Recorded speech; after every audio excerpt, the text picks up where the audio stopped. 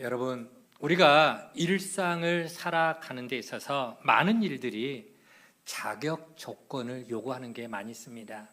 예를 들면은 우리가 자동차를 운전하려면 꼭 뭐가 있어야 됩니까? 면허증, 운전할 수 있는 자격증, 운전면허증이 필수적이죠. 면허증 없이 차를 갖고 나가면은 바로 걸립니다. 무면허로 걸리게 되죠. 뿐만 아니라 우리가 병원에 아프면 병원에 가게 되는데 병원에서 환자들을 진료해 주려면은 의사들은 뭐가 필요할까요? 의사 면허증이 필요합니다. 우리 예배당을 이렇게 아름답게 건축을 했어요. 그러면은 이 건물을 건축하기 위해서 먼저 설계자가 설계를 해야 됩니다. 그러면 그 설계사는 그 설계를 할 수 있도록 설계 자격증이, 면허증이 반드시 필요하겠죠. 그리고 건물을 짓는 건축사는 건물 짓는 그런 건축 분야 자격증이 또 있어야 건설사에게 건물을 지을 수 있도록 맡길 수가 있는 거겠죠. 이처럼 우리 대부분의 많은 일상 속에서 어떤 일을 하게 될 때 전문적인 것들에 대한 자격증이 필요합니다.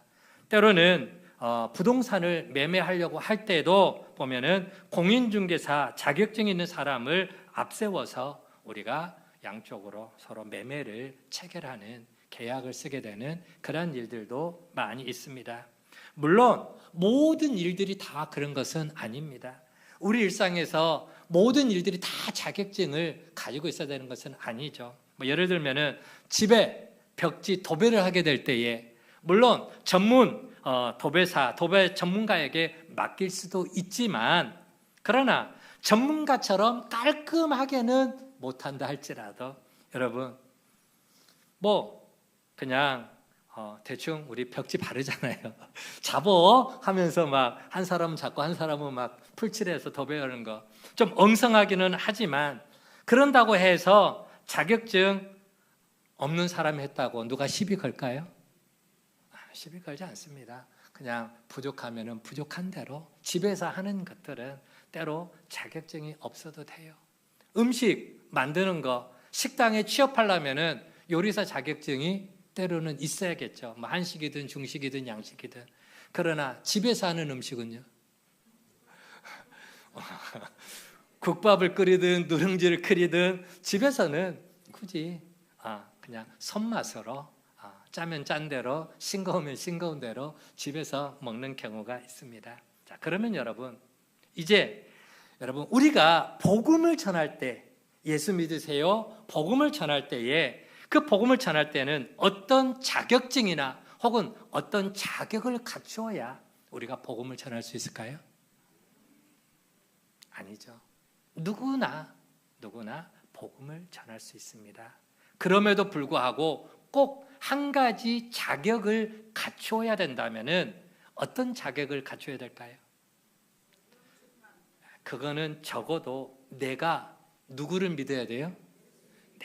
내가 예수를 믿어야죠. 당연히 내가 예수를 믿는 사람이 되어야. 내가 믿지도 않으면서 교회 다니세요? 예수 믿으세요? 좀 이상하지 않습니까? 내가 먼저 복음의 사람이 되어야 담대하게 힘있게 자신감 있게 복음을 전할 수가 있다라고 하는 것입니다. 물론 하나님께서는 예수 믿는 사람들을 통해서만 일을 다 하시는 것은 아닙니다. 누군가를 통해서도 하나님은 그렇게 복음을 전할 수도 있겠죠. 그러나 하나님은 누구나 당신의 도구로 쓰시겠지만 그러나 반드시 기억해야 될 것이 하나님은 그렇다고 해서 아무나 쓰시는 것은 아니더라라고 하는 것입니다. 아무나 쓰시는 것은 아니더라. 자, 이제 말씀으로 들어가 볼게요. 오늘 본문은 기독교 역사에서 아주 중요한 한 사건을 기록을 해놓고 있습니다. 그건 바로 교회가 처음으로 공식적으로 복음을 전할 선교사님을 공식적으로 교회가 파견을 했다라고 하는 거예요. 물론 복음의 시작은 예루살렘 교회에서부터 시작을 했습니다. 부활하신 예수님께서 성천하시면서 제자들에게 말씀을 하셨죠. 너희는 예루살렘을 떠나지 말고 아버지께서 약속하신 뭘 기다려라? 성령을 기다려라. 성령을 기다리라 말씀하셨습니다. 그 말씀처럼 예수님의 제자들은 예수님이 하늘로 올라가고 난 승천하신 이후에 예루살렘에 머물렀습니다. 예루살렘에 머무르고 마가의 다락방에 함께 모여서 하나님께서 보내주시겠다고 하는 성령을 기다렸죠. 그러자 이제 오순절이 이르렀을 때에 성령께서 그들에게 임했고, 성령 받은 제자들은 밖에 모여있는 사람들을 향해서 담대하게 복음을 전했습니다.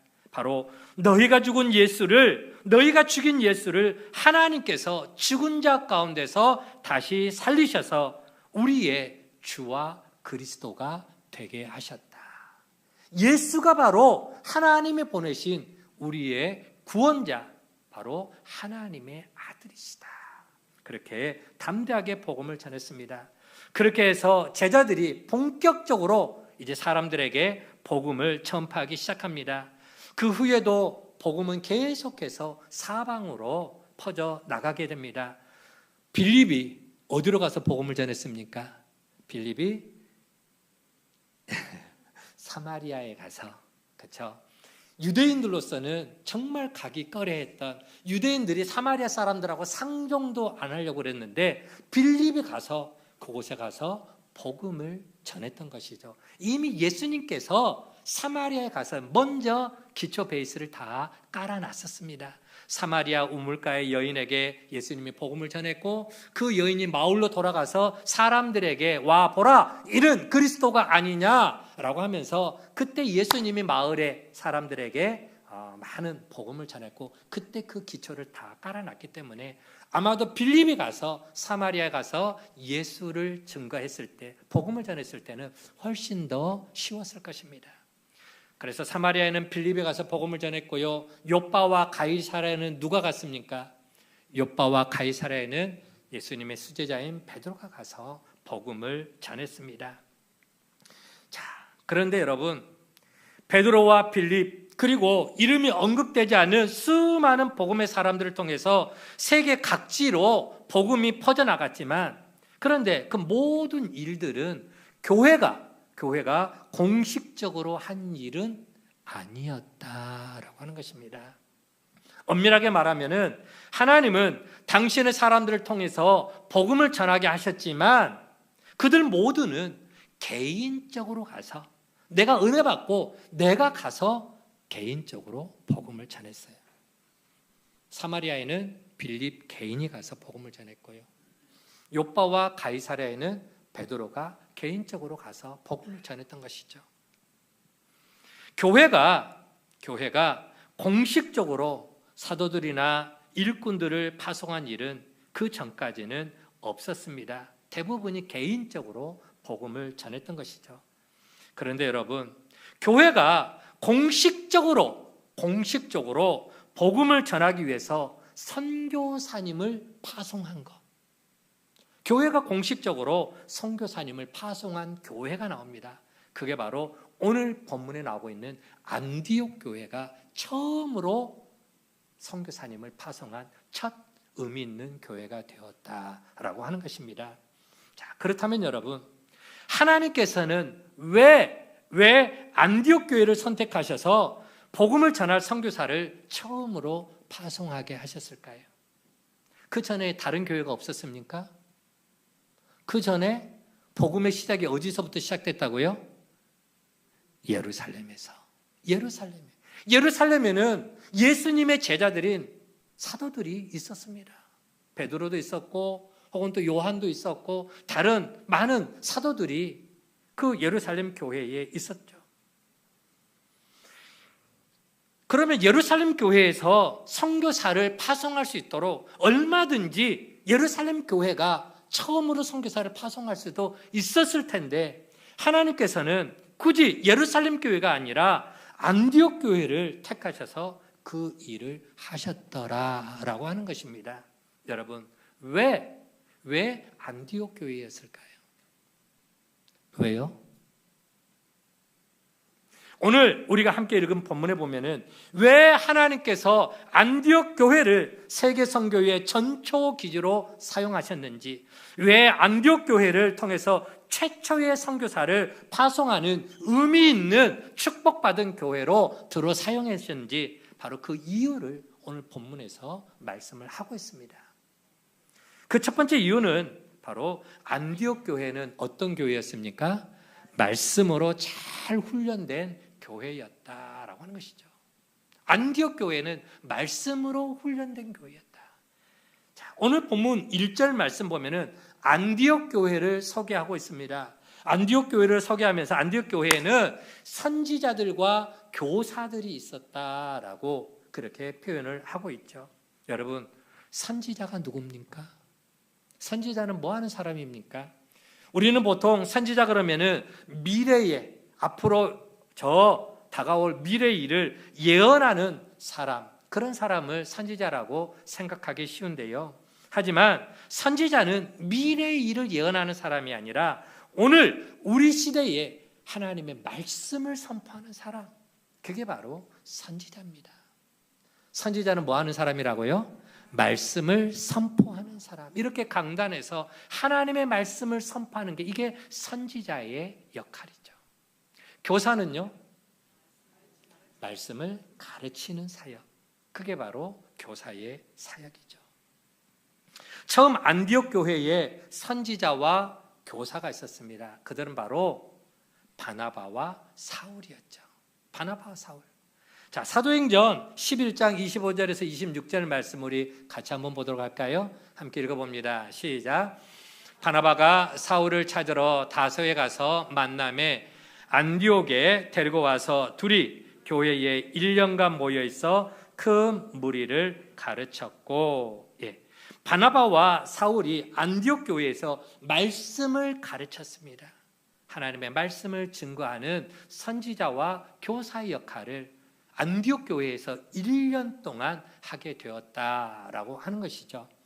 그런데 1년이 지났습니다. 1년이 지난 이 시점, 오늘 본문이 기록되어 있는 바로 이 시점에 보니까 안디옥 교회를 소개하면서 선지자와 교사가 몇 명이 있었더라? 몇 명? 몇 명? 5명. 5명. 누구였습니까? 오늘 본문에 보면은 바나바, 그 다음에 시므온, 루기오, 마나엔, 그리고 사울. 그렇죠? 이 5명. 바나바와 사울을 제외한 이 3사람, 시므온과 루기오와 마나엔, 오늘 본문에 그들을 특징 짓는 짧은 설명 외에 그들이 누구인지 성경 다른 곳에서는 아무런 기록이 없습니다. 하지만 분명한 건 뭐냐? 바나바와 사울이 안디옥 교회에서 1년 동안 하나님의 말씀을 열심히 가르쳤는데 1년 후에는 그런 지도자들이 몇 명이나 나왔다고요? 5명이 되었더라. 말씀을 선포하고 말씀을 가르치는 선지자와 교사가 5명으로 늘어난 것입니다. 이 말은 단순히 말씀을 가르치는 지도자가 늘어났다라고 하는 게 아니라 계속해서 말씀을 가르치고 계속해서 말씀을 선포하는 일이, 이게 바로 안디옥 교회의 가장 큰 특징이 되었다라고 하는 것이죠. 더군다나 말씀을 선포하고 가르치는 그 선지자와 교사 가운데에 니게르라고 하는 시몬의 소개가 되어지고 있습니다. 여러분, 니게르라고 하는 말은 무슨 의미냐? 흑인이라고 하는 말입니다. 시므온은 인종이 어떤 사람이라고요? 흑인이었다. 시므온은 흑인. 그 다음에 또 루기오가 나옵니다. 루기오는 어디 사람입니까? 구레네 사람. 우리 구레네 사람 시몬 기억하시죠? 예수님을 대신해서 십자가를 짊어졌던 사람, 구레네 사람 시몬. 여기 루기오도 구레네 사람인데 구레네도 흑인이었을 가능성이 큽니다. 왜냐하면 지난번에 구브로와 또 다른 곳에서 온 그러한 사람들이 여기 안디옥에 와서 복음을 전했다라고 했죠. 구레네는 아프리카 북부 지역을 갖다가 구레네라고 합니다. 자, 이집트 위 아프리카 북부 지역, 거기에 보면은 아프리카 지역이 대체로 어떤 사람들이 삽니까? 흑인들이 살죠. 루기오도 흑인이었을 가능성이 크다라고 그렇게 말씀을 드릴 수가 있고요. 자, 그 다음에 마나에는 누굽니까? 마나에는 헤롯의 젖동생입니다. 여러분, 헤롯이 어떤 사람입니까? 바로 앞에 나오는 12장에 보면은 이 헤롯은요, 잔악하기가 극에 달했던 사람입니다. 예수님의 제자인 야고보 사도를 그 자리에서 목으로 쳐 죽여버립니다. 그러니까 유다 백성들은 와 하면서 막 좋아해요. 그러니까 이번에 누구까지 죽이려고? 베드로까지 잡아 죽이려고 베드로를 감옥에다가 붙잡아 집어넣었어요. 그리고 그 다음 날 베드로를 끄집어내서 베드로도 목을 쳐서 죽이려고 하는데 새벽에 천사가 베드로를 데리고 나가버립니다. 그게 바로 앞에 있는 12장의 내용의 말씀이죠. 한마디로 말하면은 헤롯은 기독교를 박해하는데 앞장섰던 사람이죠. 그렇다면은 헤롯의 젖동생이라고 하는 이 말은 뭐냐? 당시 기독교인들에게 있어서 상당히 거부감을 준 그런 인물이었다라고 하는 것이죠. 그럼에도 불구하고 이 안디옥 교회는 흑인이든 백인이든 황인이든 인종 상관하지 않았습니다. 혹은 또 적대감 같은 것을 따지지 않고 누구나 하나님 앞에서 말씀을 전하고 말씀을 가르치는 하나님의 귀한 사역의 동역자로 쓰임받게 되었다라고 하는 것이죠. 앞서 말씀드린 것처럼 복음은 예수 그리스도가 하나님의 아들이시고 우리의 구원자이신 사실을 전하고 선포하고 가르치는, 그게 바로 복음이죠. 선포하고 가르치는 사람이 없었다면 우리는 바른 복음의 사람으로 살아갈 수가 없을 것입니다. 더군다나 선교적 삶을 살기 위해서 우리는 복음의 말씀, 하나님의 말씀을 바르게 배우고 바르게 이해해야, 내가 바르게 배워야 바르게 전할 수 있는 것 아니겠습니까? 내가 예수가 누군지도 모르는데 내가 잘못 알고 있으면 잘못 가르칠 것이고 바르게 알고 있으면 바르게 가르칠 것이죠. 보세요. 신천지 교인들 보면은 이만희가 보혜사 성령이라고, 이만희가 하나님이라고 전하고 있습니다. 잘못 알게 되는 것이죠. 그런데 그 사람들은 그 잘못한 것을 진짜 백인 것처럼, 가짜를 진짜처럼 알고 그렇게 믿고 그렇게 전하고 있는 거예요. 왜? 잘못 가르침을 받았기 때문에. 내가 예수를 전하려면 내가 먼저 복음을 바르게 알아야 됩니다. 바르게 배워야 됩니다. 바르게 이해해야, 그래야 내가 전할 수가 있다라고 하는 것이죠. 이와 같은 의미에서 안디옥 교회는 선교적 교회고 선교적 삶을 살기 위해서 잘 훈련된 교회였다라고 하는 것을 우리는 깨달을 수가 있습니다. 여러분, 하나님께서는 오늘 하나님을 예배하는 우리 모두가 선교적인 삶을 살아가기를 원한다는 사실을 믿으시기를 바랍니다. 우리의 언어, 우리의 말하는 말 한마디 한마디, 우리가 나가서 행동하는 그 모든 행동들, 그리고 우리의 얼굴 표정이나 웃음 하나하나를 통해서 우리 자신이 바로 예수님을 드러내는 전도지가 되기를 원하고 있다라고 하는 것이죠. 야야, 내가 아무개 보니까 예수 믿는 사람이 어떤 사람인가 알겠다. 예수라는 분이, 내가 저분을 보니까 예수가 누군지 알겠네. 야, 내가 저분 보니까 교회가 어떤 곳인지를 내가 알겠다. 굳이 내가 밖에 나가서 예수 믿으세요, 예수 믿으세요 전도지 들고 그렇게 전하지 않아도 내 삶을 통해서 내 말하는 거, 내 행동하는 거, 내 얼굴 표정 하나하나, 웃음 짓는 거 하나하나가 예수를 드러내는, 교회를 드러내는, 하나님의 나라를 전하는 복음의 통로로 쓰임받아야 된다는 거예요. 이게 바로 선교적 삶이다라고 하는 것이죠. 한번 따라 봅시다. 선교적 삶. 네, 선교적 삶. 우리가 그러기 위해서는 가르침을 받은 대로, 선포된 말씀을 듣고 깨달은 대로 우리는 말씀을 따라 살아가는 삶이 되어져야 된다라고 하는 것입니다. 오늘 우리의 입술의 고백을 통해서 당연히 예수님이 우리의 구원자라는 것, 예수를 믿어야 천국 갈 수 있다는 사실도 우리의 입을 통해서 전해야 할 사명이 우리에게 있습니다. 그러게 여러분, 오늘 하나님의 말씀을 듣고 말씀을 배우는 일에 있어서 결코 우리는 게으름이 없어야 될 줄로 믿습니다. 교회에서 열심히 가르치고 전하는데 이런 것들을 여러분 그저 나 몰라라 하고 안 배우고, 교회에서 가르쳐줄 때는 안 배우고 저 밖에서 신천지가 가르쳐주는 거, 야 거기 성경 공부 너무 재밌게 가르치대 하면서 거기 한번 빠져들어갔다가는 나오지를 못하는 것입니다. 가짜를 진짜로 알아버리고 거기에 푹 빠지게 되는 것이죠. 여러분, 말씀을 내 마음대로, 내 고집대로, 내 뜻대로 그렇게 해석하고 그렇게 신앙생활을 하는 모습은 결코 바르고 건강한 신앙생활이 아닙니다. 내 마음이나 내 감정대로, 내 고집대로 이끄는 대로 살아간다면, 그리고 그것을 신앙이라고 말한다면 그거는 가짜 신앙입니다.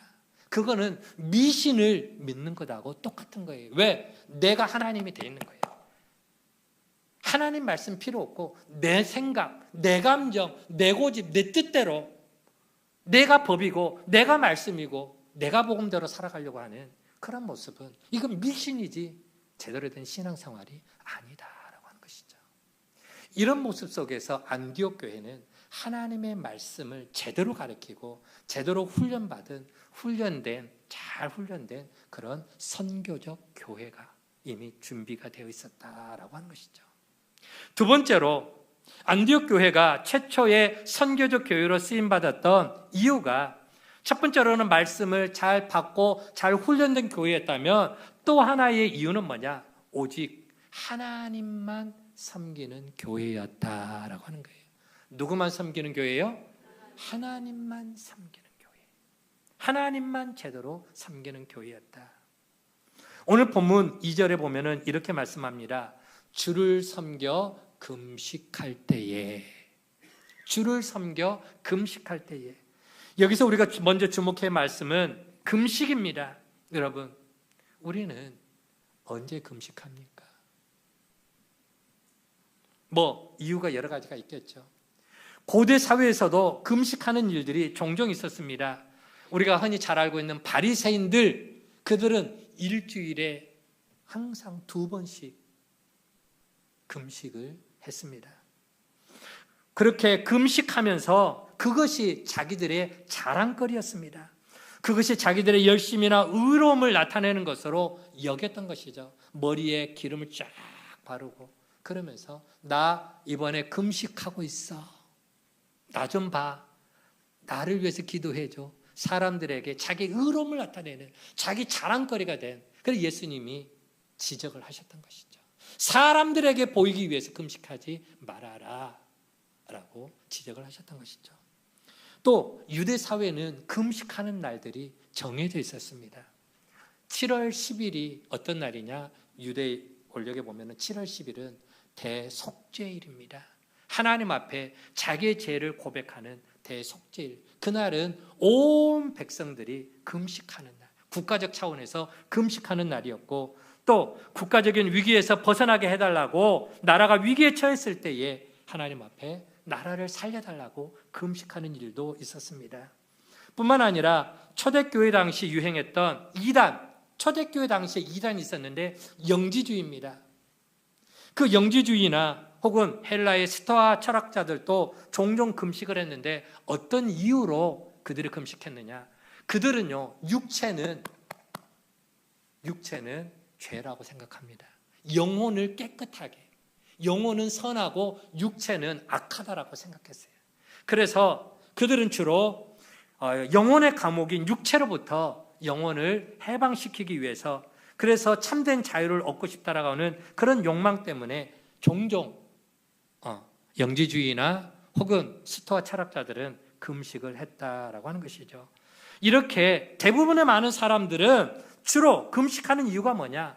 자기들의 어떤 소망을 이루기 위해서, 자기 어떤 욕망을 이루기 위한 수단으로, 자기를 자랑하기 위한 수단으로 금식 기도를 했습니다. 오늘 우리들은 어떤 이유로 금식하나요?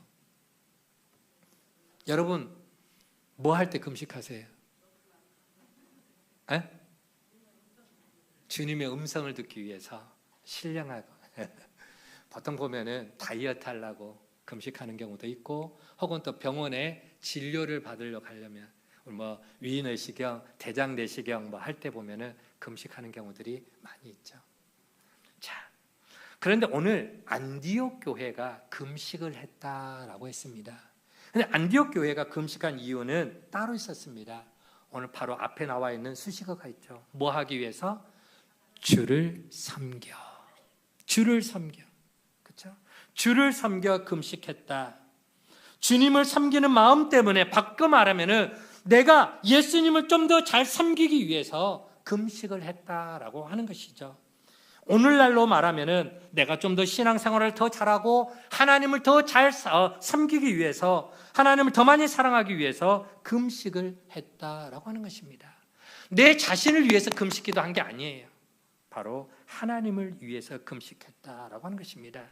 여기 2절에 나오는 주를 섬겨라고 하는 말은 주님께 예배하여라는 그런 뜻으로도 해석이 됩니다. 쉽게 말하면 더 나은 예배를 드리기 위해서, 더 주님의 백성답게 살기 위해서, 더 하나님의 영광된 삶을 드러내기 위해서 내가 금식을 했다라고 하는 그런 의미죠. 자, 그렇게 안디옥 교회 성도님들이 그렇게 아름다운 마음을 가지고, 아름다운 신앙을 가지고 하나님을 더 잘 섬기기 위해서 금식 기도한 결과가 뭐냐? 금식 기도한 결과는 여러분, 세상에서 복을 받는 게 아니었습니다. 하나님을 더 잘 섬기고 더 온전한 예배를 드림으로 내 삶이 형통하고 내가 더 행복해지는 그런 목적으로 금식한 게 아니었다라고 하는 것이죠. 금식하며 주님을 섬긴 결과 바로 하나님의 음성을 듣게 됩니다. 하나님의 음성을 듣게 되었어요. 하나님의 음성은 어떤 음성이었습니까? 내가 불러 시키는 일을 위하여 바나바와 사울을 따로 세우라. 앞으로 내가 바나바와 사울을 통해서 어떤 일을 하려고 한다. 그들을 따로 구별하여 따로 교회에서 세워라 라고 하는 거예요. 앞으로 내가 아무개를, 우리 두 분 가운 입고 있는데 앞으로 내가 전마리나와 우리 박미령을 내가 통해서 뭔가 새로운 일을 하려고 그러는데 저 두 사람을 따로 구별해서 세워놔라 라고 하나님의 음성이 들렸던 것이죠. 여러분, 교회의 지도자요, 선지자요, 그리고 교사였던 교회의 리더들 가운데 핵심 멤버였던 바나바와 사울을 따로 세우라고 말씀하셨습니다. 이유가 뭔지 알려줬습니까? 이유 모릅니다. 무엇을 위해 따로 세우라는 것인지 아직 말씀해 주지 않았습니다. 그냥 하나님의 음성이 들리는 거예요. 성령의 음성이 들리는 거예요. 그냥 따로 세우기만 해라. 아마 우리에게 그런 성령의 음성이 들렸다면 우리는 분명히 이렇게 하나님께 질문했을 것입니다. 하나님, 뭐 하려고요? 하나님, 바나바와 바울은 우리 교회의 핵심 지도자인데 도대체 그들을 어디에다가 뭐 하는데 쓰려고 세우라고, 따로 세우려고 하십니까? 하나님, 뭘 하실지 알아야, 하나님이 뭘 하려고 할지 알아야 그래야 우리가 순종하지 않겠습니까? 그렇게 되물을 수 있을 거라는 거죠. 하지만 안디옥 교회 성도들은 그렇게 하지 않았습니다. 따로 세우라 말씀하실 때 이유가 뭔지 묻지도 않고 따지지도 않았다라고 하는 것이죠. 일단 따로 세우라고 하니까 두 사람을 구별하여 따로 세웠습니다. 그리고 또다시 금식을 하게 됩니다. 3절 말씀에 보면은 이에 금식하며 기도하고 또 금식을 했던 것이죠. 여러분, 이게 바로 하나님을 섬겨나가는 아름다운 신앙인의 모습이다라고 하는 것입니다. 우리는 주님께서 말씀하시거나 혹은 또 우리에게 무언가를 요구하실 때 그 이유부터 먼저 알려달라고 되묻는 경우들이 너무나 많습니다. 아니, 이유를 알아야 순종하지 않겠습니까? 이해가 돼야 순종하지 않겠습니까? 뭘 알아야 행동을 하지 않겠습니까? 라고 되묻는 경우들이 많이 있습니다.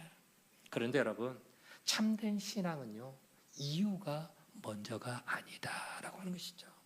이해돼야 순종하는 게 아닙니다.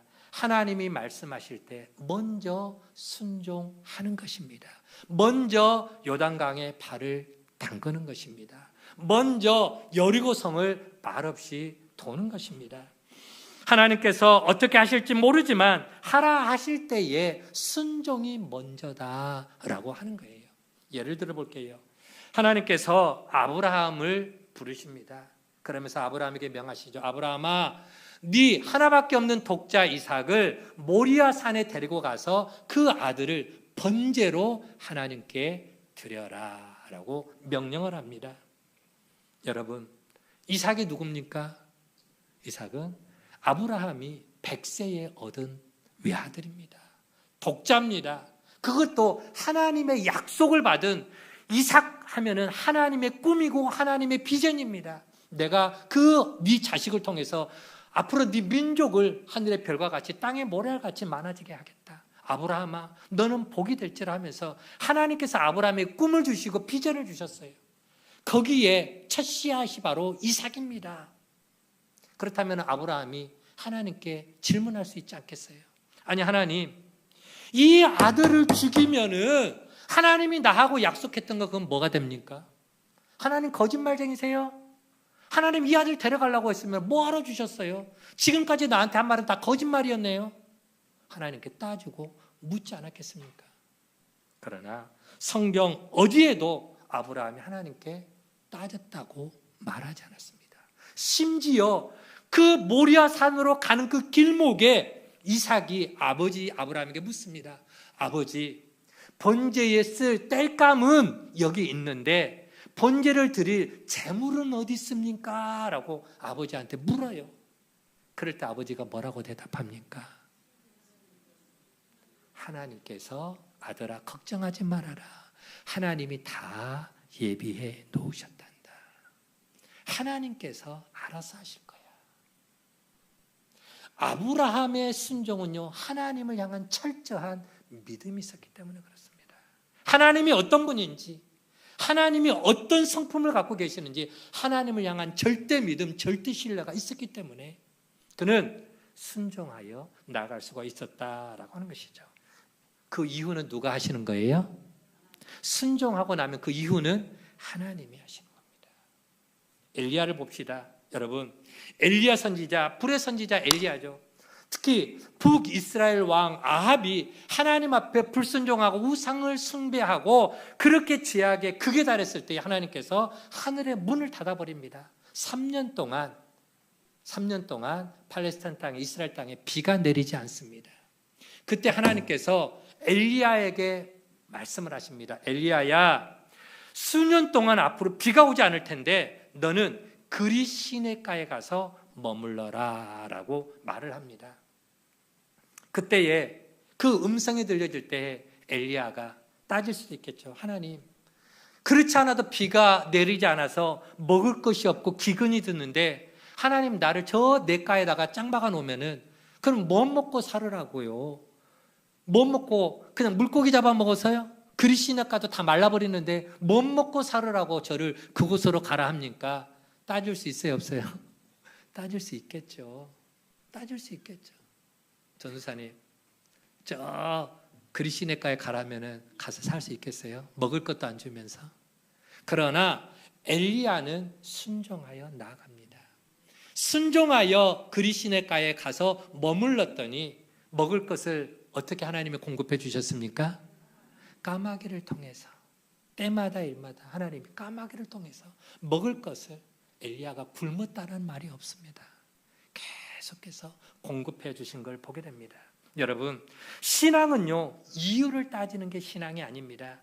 때로는 내가 이해할 수 없어도, 때로는 내가 손해보는 것처럼 보여도, 때로는 앞에 어떤 일이 벌어질지 앞길이 보이지 않는다 할지라도 절대다 되시는 하나님의 신실하심을 믿고 하나님의 말씀 앞에 순종하는 삶이, 이게 바로 참된 믿음, 참된 신앙인 줄 믿으시기를 바랍니다. 그러면은 나머지는 누가 하신다고요? 하나님이 이루어 주십니다. 아브라함을 향하여서 하나님께서 그 독자 이삭을 데려가기 위해서 가는 게 아니라 하나님은 이미 그 모리아 산 정상에 하나님은 이미 여호와 이레로 숯불에 양을 준비해 놓고 있었습니다. 번제로 드릴 제물을 이미 다 준비해 놓고 하나님은 아브라함에게 순종을 요구하셨던 것이죠. 여러분, 하나님은 당신의 계획이 있으시기에 그렇게 하라 말씀하시는 겁니다. 우리가 그 이유를 다 알 필요가 없습니다. 이해해야만 하는 것도 아닙니다. 우리는 아무것도 모를지라도, 때로는 앞이 보이지 않을지라도 말씀 앞에, 명령 앞에 순종하며 나아가게 되는 것, 그게 바로 참된 신앙의 모습이고, 그 이후에는 하나님이 책임져 주신다라고 하는 것입니다. 바나바와 사울을 따로 세워놓으라 하신 이유가 무엇인지 몰랐습니다. 그런데 하나님께서 무엇 하시려고 그러시는지 알지는 못했지만 순종하여 따로 세워놓고 순종하여 금식하며 기도했더니 그때서야 하나님이 무엇을 하시려는가, 하나님의 뜻을 알게 되었습니다.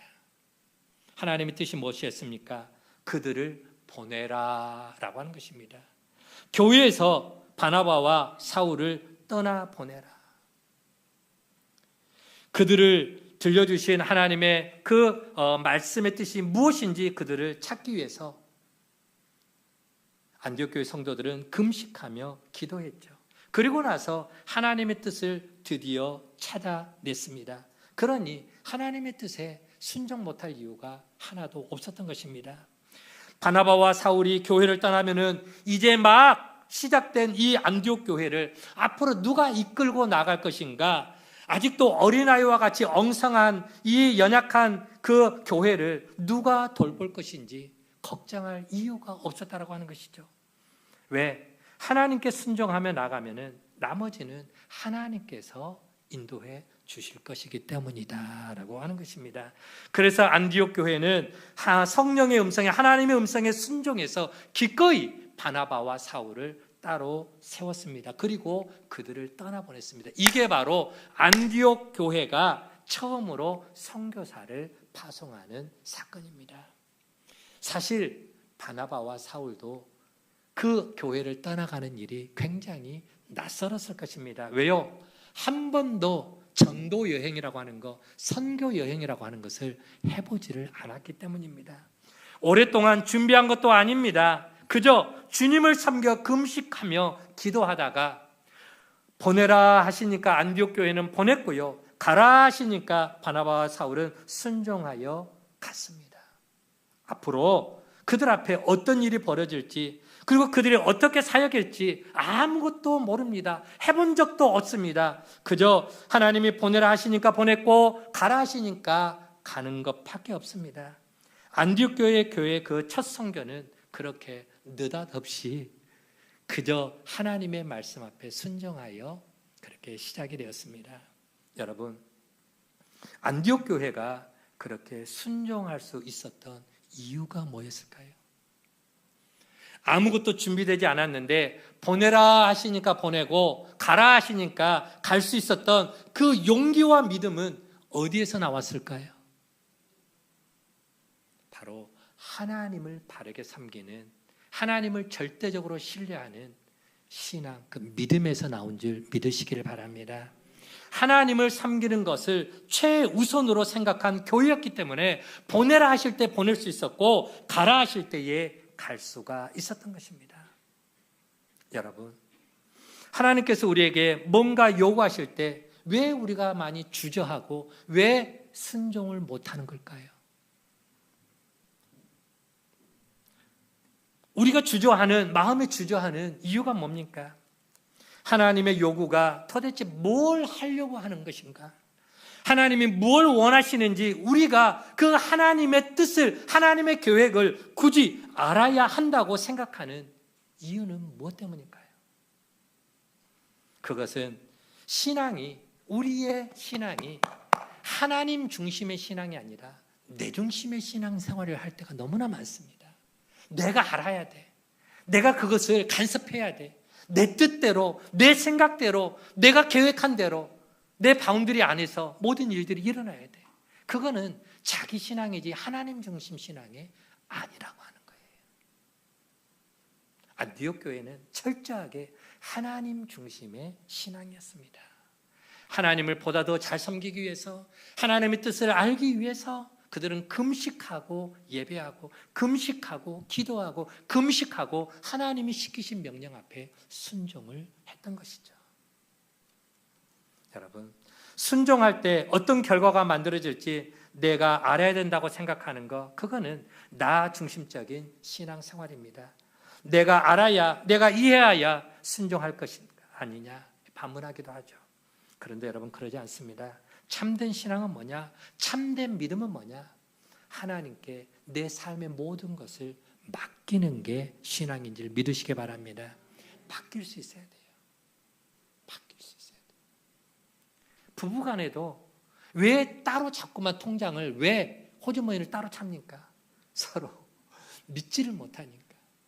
부부간에도 당신 내 못 믿겠어. 그래서 나를 위해서 보험도 따로 들어야 되고, 나를 위해서 통장도 따로 놔둬야 되고, 나를 위해서 부부가 하나가 안 되는 거예요. 그런 모습은. 결혼식 할 때 뭐라고 이야기합니까? 흰머리, 검은 머리가 팥뿌리가 될 때까지 서로 하나 되라고, 사랑하라고. 이게 맡기는 거잖아요. 아내는 남편에게 내 삶을 맡기고, 남편도 아내를 또 책임감 있게 그렇게 또 서로 신뢰하면서, 그게 바로 진정한 부부인 것처럼 믿음도 하나님 앞에 내 삶을 맡길 때. 그래서 히브리서 11장 1절 말씀, 우리가 잘 아는 말씀이죠. 믿음은 바라는 것들의 실상이고 보이지 않는 것들의 증거다. 믿음이 없이는 하나님을 기쁘시게 할 수 없느니라. 우리가 하나님을 향한 절대 믿음, 절대 신앙, 하나님을 향한 이 믿음이 있을 때에 하나님을 기쁘시게 하는 삶을 살아갈 수가 있는 것입니다. 여러분, 이유도 목적도 결과도 과정도 이 모든 것을 누구에게 맡겨야 된다고요? 하나님께.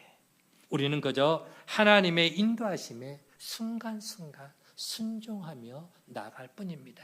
오늘 본문에 나오는 안디옥 교회, 그 교회가 처음으로 선교적 전체 기조로 쓰임받고 처음으로 첫 선교사를 파송할 수 있었던 그 배경에는 그들은 철저하게 하나님의 말씀이라면은 올인할 수 있는 훈련, 말씀으로 훈련된, 잘 훈련된 그런 선교적 삶, 선교적 교회로 준비가 되어 있었습니다. 그리고 또한 하나님 중심의 신앙으로 온전히 올인하는 그러한 모습으로 그들이 살아갔던 것이죠. 그러기에 그들은 하나님의 뜻을 온전히 이룰 수가 있었습니다. 여러분, 하나님은 누구를 통해서도 들어 사용하십니다. 그러나 아무나 쓰시지는 않습니다.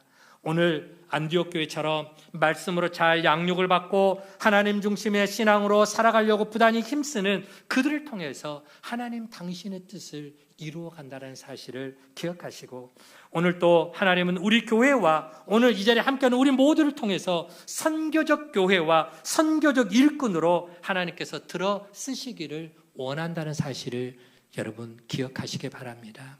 안디옥 교회처럼 우리 교회를 그렇게 들어쓰기를 원하고 있습니다. 이 부르심과 이 하나님의 음성 앞에 기쁨으로 순종하며 우리 하나님의 축복 안에 거할 수 있는 우리 모든 가족들 되어지기를 주의 이름으로 간절히 축원을 드립니다. 하나님 감사합니다. 오늘 우리는 사도행전 13장을 함께 살펴보면서 하나님 앞에서 처음 선교사를 파송하고 선교적 전초 기지로 멋지게 쓰임받았던 안디옥 교회, 예루살렘 교회도 있었고 다른 교회들도 있었음에도 불구하고 왜 하나님은 안디옥 교회였는가? 우리가 그 말씀을 통해서 우리는 귀한 신앙의 도전을 받게 됩니다. 안디옥 교회는 하나님의 말씀으로 잘 훈련된 그런 교회였습니다.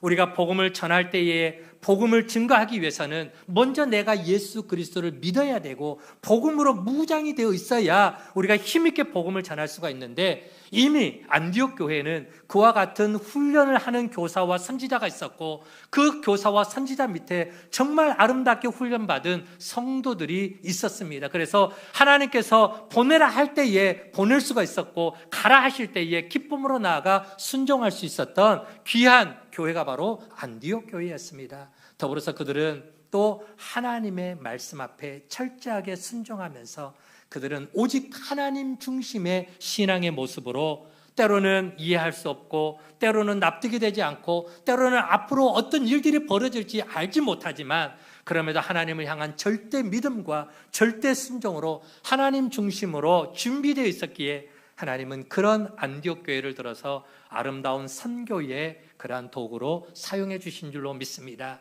하나님은 오늘 또 우리 울산 세종왕교회와 우리 교회 공동체를 통해서, 나를 통해서 하나님은 그런 선교적 삶을 살아가기를 원하고 선교적 도구로 하나님의 동역자로 쓰임받기를 원합니다. 하나님, 우리의 삶의 자리에 말씀을 가까이 하는 삶, 부지런히 말씀을 배우고 훈련받기에 열심을 품게 하여 주시고, 어떤 상황에도 하나님의 말씀 앞에 순종할 수 있는 하나님 중심의 삶을 살아가는 우리 모두가 되게 하여 주옵소서. 감사드리고 예수님의 이름으로 기도하옵나이다.